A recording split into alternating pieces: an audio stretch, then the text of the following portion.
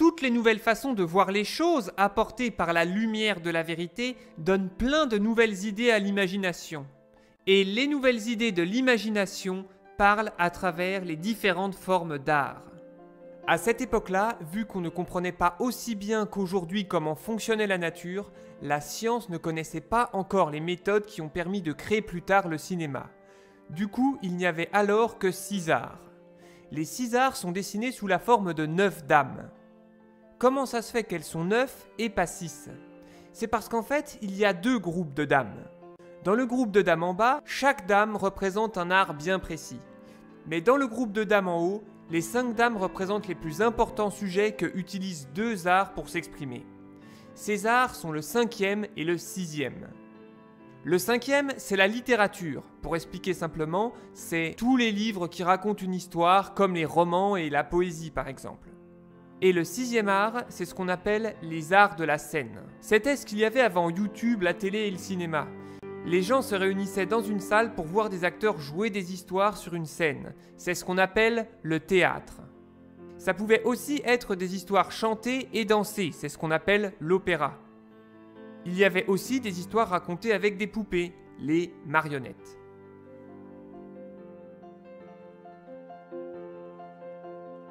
Dans le groupe des allégories littéraires et théâtrales se trouve la pastorale. C'est un des genres qui était très populaire à l'époque des Lumières. C'était des histoires qui racontaient la vie des bergers et des bergères au milieu de la nature, de manière à faire rêver les gens qui habitaient dans les villes. Si ça s'appelle comme ça, c'est parce que l'origine du mot pastoral vient d'une langue qu'on ne parle plus qui s'appelle le latin.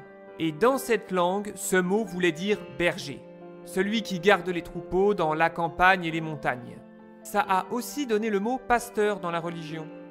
On peut reconnaître que la dame représente la pastorale parce qu'elle tient un bâton de berger dans la main. C'est pour rappeler les personnages principaux de la pastorale qui sont des bergers et des bergères. Et dans l'autre main, elle tient une flûte spéciale. On appelle cette flûte une flûte de Pan.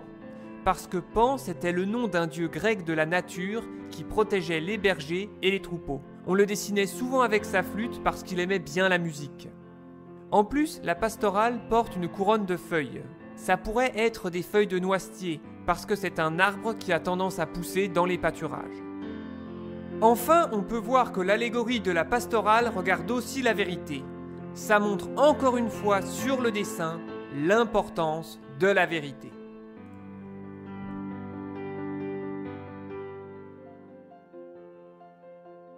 À côté de la pastorale se trouve l'allégorie de la tragédie.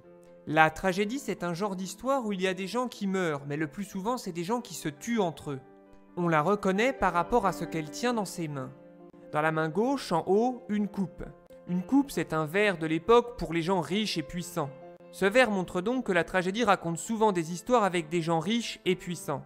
Dans ces histoires-là, souvent, il y avait un méchant qui tuait en mettant du poison dans la coupe.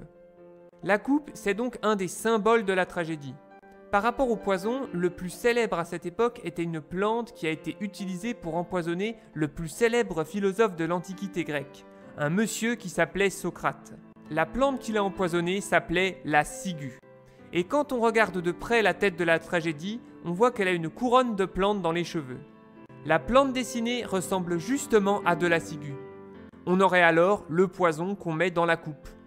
Mais c'est pas tout parce que dans l'autre main, la main droite en bas, la tragédie tient aussi un couteau. Ce couteau ne sert pas pour manger, mais pour se battre. On appelle ça un poignard. Ce petit couteau pouvait être caché dans une manche pour attaquer quelqu'un par surprise. Et quand la lame du poignard est très fine, comme celle que l'on voit sur le dessin, ça s'appelle un stylet. Le stylet a été pensé pour faire des blessures très profondes, et donc difficiles à soigner. C'était l'arme préférée des assassins avant car ils pouvaient encore plus facilement la cacher dans leur manche. Ça serait une des raisons de l'origine de la poignée de main, pour vérifier qu'il n'y avait pas de poignard dans la manche. Le stylet, symbole des assassins, est donc aussi un des symboles de la tragédie. Car c'est des histoires de gens qui se tuent entre eux. Et par rapport au poison, il arrivait que la lame soit trempée dedans avant d'attaquer quelqu'un. On peut voir aussi que la tragédie porte sur la tête un diadème. Poser cette espèce de couronne sur la tête de la tragédie montre que les gens de cette époque pensaient que les histoires tragiques étaient meilleures que les autres. En même temps, les tragédies les plus connues à cette époque, des Lumières, étaient celles qui avaient été écrites par les Grecs de l'Antiquité. Ces histoires ont donné envie à plein de gens d'écrire des nouvelles tragédies en prenant des morceaux des anciennes. La tragédie regarde la vérité. Peut-être que c'est parce que la tragédie, éclairée par la lumière de la vérité, peut donner des nouvelles leçons aux gens. Parce que raconter ces histoires tristes, ça peut aussi faire réfléchir les gens. Pour ne pas qu'ils aient envie de faire les mêmes bêtises, ou sur la façon qu'ils ont de vivre avec les autres. La tragédie qui a été écrite à l'époque des Lumières la plus connue aujourd'hui, c'est une histoire d'amour qui s'appelle Zaïre. Dans cette histoire, pour faire simple, les gens ne respectent pas du tout la religion des autres. Et ça finit par provoquer la mort des deux amoureux de façon très bête. C'est une histoire qui fait réfléchir que si les gens se seraient respectés au départ, il y aurait eu beaucoup de choses très tristes qui ne seraient pas arrivées. Cette histoire a eu beaucoup de succès à l'époque, comme une série télé dont tout le monde parlerait aujourd'hui. Elle a été écrite par le philosophe des Lumières qui s'appelle Voltaire. Cette histoire parle donc de tolérance. La tolérance, c'est se respecter même si on pense pas pareil. Pour faire simple, en France, à l'époque des rois, les gens réussissaient à vivre tous ensemble parce qu'ils avaient tous la même religion. Du coup, en France, à cette époque-là, il n'y avait qu'une seule religion et elle était obligatoire. Les gens qui avaient une autre religion ou qui pensaient autrement devaient alors soit partir, soit décider d'avoir la même religion des autres pour être acceptés, soit ils se faisaient tuer. C'est quand il y a eu la Révolution française qu'on a décidé de donner le droit aux gens d'avoir la religion qu'ils veulent, ou de ne pas avoir de religion. C'est ce qui s'appelle la liberté de conscience. Mais pour que ça fonctionne et que ça ne soit pas la guerre, toutes les religions en France doivent accepter une série de règles. Ces règles, elles n'ont pas été écrites par un dieu, mais par des hommes qui ont cherché les meilleures solutions pour que les gens finissent pas par se tuer entre eux, comme dans le livre de Voltaire. Ces règles s'appellent la loi. La loi, ça donne le droit de faire des choses, mais ça donne aussi le devoir de ne pas en faire d'autres. Le but, c'est que les gens puissent vivre heureux et qu'ils ne finissent pas par se tuer entre eux. Les règles les plus importantes de vie en France sont marquées sur un tableau qui s'appelle la Déclaration des droits de l'homme. La 10e règle dit que tant que ça embête pas les autres et que c'est pas interdit par la loi, personne ne doit aller en prison à cause de ce qu'il croit. Mais pour que ça marche, il faut que les règles soient suivies et respectées tout le temps, partout dans le pays et par tout le monde. À côté de la tragédie, il y a l'allégorie de l'épopée. L'épopée, c'est des histoires qui racontent des grandes aventures où des gens réussissent à faire des choses extraordinaires. Ça peut être des histoires qui se sont vraiment passées avec un héros ou alors avec tous les gens d'un pays, ce qu'on appelle un peuple. Mais c'est pas toujours de vraies histoires, ça peut aussi être des légendes, comme la mythologie grecque. L'épopée a des vêtements plus décorés, avec un bandeau autour de la taille et un col avec des dessins cousus. Ça montre qu'elle est plus importante que les autres. On peut voir qu'elle tient dans sa main droite un instrument de musique qui s'appelle une lyre. C'est un genre de harpe grecque. Pour les Grecs, cet instrument de musique était tellement utilisé pour la musique et raconter des histoires en chansons que c'est devenu un symbole de leur art. L'épopée a dans la main une trompette. Mais pas n'importe quelle trompette, une trompette à la grecque, qui est là pour rappeler une de leurs déesses.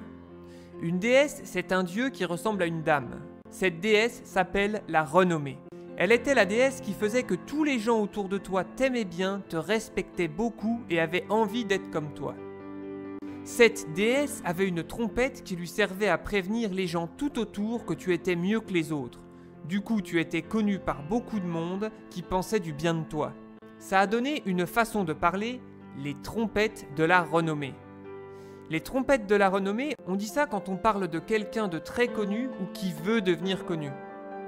L'épopée a aussi sur la tête une couronne, fabriquée avec une plante qui s'appelle le laurier. Ce petit arbre en forme de buisson ne perd pas ses feuilles en hiver comme le font les autres arbres. Du coup, les Grecs ont décidé d'en faire le symbole d'une renommée qui dure longtemps et qui est aussi très très grande. On appelle ça la gloire.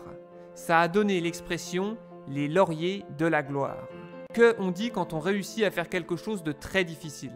C'est pour ça qu'on donne cette couronne aux sportifs qui ont gagné les Jeux Olympiques, qui sont des jeux d'origine grecque. Mais on donnait aussi cette couronne aux rois et aux chefs de très très gros pays, qu'on appelle des empereurs. Eux, ils portaient des couronnes de laurier en or. Du coup, quand il y a une allégorie qui a une couronne de laurier sur la tête, en plus d'une harpe dans la main, ça veut dire que ça représente un artiste de l'Antiquité qui racontait des histoires en chansons avec des héros pleins de gloire. Et quand c'est des grandes aventures, on dit que c'est une épopée, d'où l'allégorie. L'épopée a en plus de sa couronne de laurier un diadème sur la tête. Ça montre encore une fois qu'elle est importante dans son groupe d'allégories qui représente la littérature et le théâtre. Elle est aussi plus haute que les autres et au milieu. Sa façon qu'elle a de se tenir et sa façon de regarder la vérité donne l'impression que c'est elle qui reçoit le plus la lumière de la vérité dans son groupe. C'est peut-être parce que dans le dessin, elle représente aussi un peu l'épopée de l'humanité dans sa grande recherche de vérité. L'épopée la plus connue qui a été faite à l'époque des Lumières a été écrite par le philosophe des Lumières qui s'appelle Voltaire. Cette épopée s'appelle la Henriade. La Henriade, ça raconte ce qui s'est passé en France plus de 100 ans avant la naissance de Voltaire. À ce moment-là, les Français s'étaient tous fait la guerre entre eux à cause de la religion. C'est une période qui s'appelle les guerres de religion. Et ça avait détruit la France. Mais la Henriade, c'est pas que des histoires de bataille. Dans son livre, Voltaire parle de la place de la religion, quand on vit tous ensemble mais qu'on n'a pas tous la même religion, de ce qu'ont décidé de faire les chefs à l'époque avec ce qu'on appelle la politique, mais aussi de tolérance. La tolérance, c'est se respecter même si on pense pas pareil. Et cette épopée a eu beaucoup de succès à l'époque, comme un gros film de cinéma dont tout le monde parlerait aujourd'hui. Et c'est justement cette histoire que tient dans la main Voltaire sur le tableau.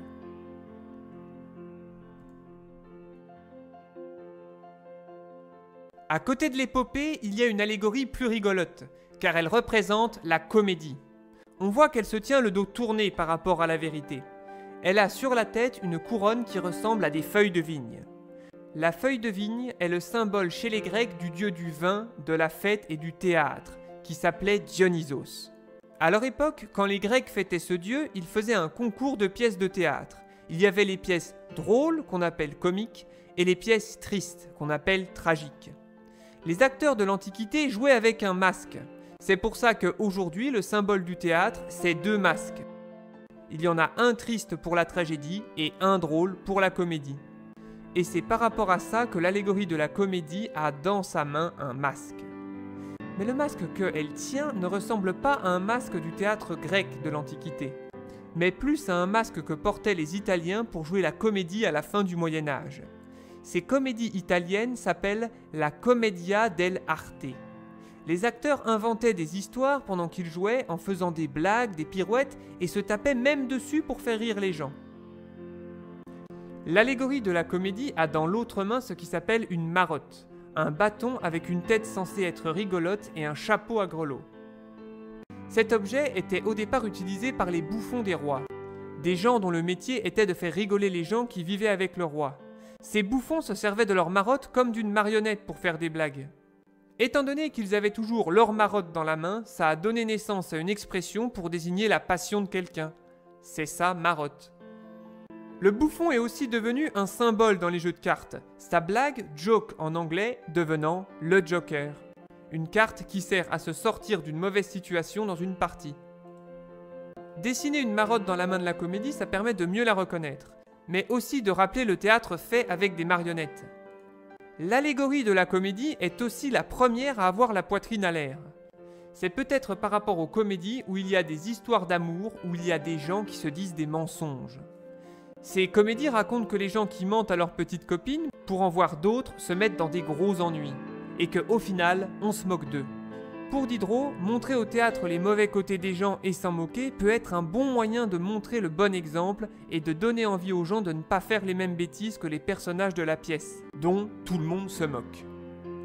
Ça pourrait expliquer pourquoi l'allégorie de la comédie regarde vers l'histoire moderne, parce qu'elle se moquerait des mauvais côtés des gens qui vivaient à son époque. La dernière allégorie du groupe qui représente le 5e et le 6e art se trouve juste en dessous. C'est une dame qui tient un bâton avec une pointe de métal au bout. C'est une arme qui n'a pas été pensée pour se protéger mais seulement pour donner des coups.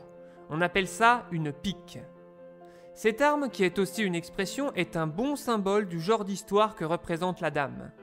Cette femme représente la satire. Ce sont des histoires qui s'attaquent aux défauts des gens et à la manière qu'ils ont de vivre ensemble en lançant des piques. Ces piques peuvent même être empoisonnées, parce qu'on dirait que la dame porte elle aussi une couronne de ciguë. À l'époque où la France était dirigée par un roi, on pouvait finir en prison pour une satire si ça parlait de l'organisation du pays, de son chef, de la religion ou d'un groupe de gens qui avaient plus de droits que les autres à cette époque-là. On appelait ce groupe de gens la noblesse. Comme la comédie, la satire a la poitrine à l'air. C'est peut-être parce que la satire s'attaque aussi à la façon que ont les gens de se comporter dans leur histoire d'amour. Par exemple, un philosophe des Lumières qui s'appelle François-Marie Arouet s'est retrouvé à 23 ans en prison pendant 1 an pour avoir écrit une satire sur le chef de la France de l'époque parce qu'il faisait beaucoup de fêtes avec plein de petites copines. C'est en sortant de la prison que ce philosophe des Lumières a décidé de ne plus écrire sous son vrai nom pour éviter les problèmes. Il choisira le surnom de Voltaire. Et il est le plus connu des philosophes des Lumières. Pour finir, on dirait que la satire regarde comme la comédie vers l'allégorie de l'histoire moderne. Le dessinateur a peut-être voulu dire que la satire s'attaque aux problèmes que avait le pays à l'époque où les philosophes vivaient, et que les philosophes se servaient de la satire pour dénoncer les problèmes du pays.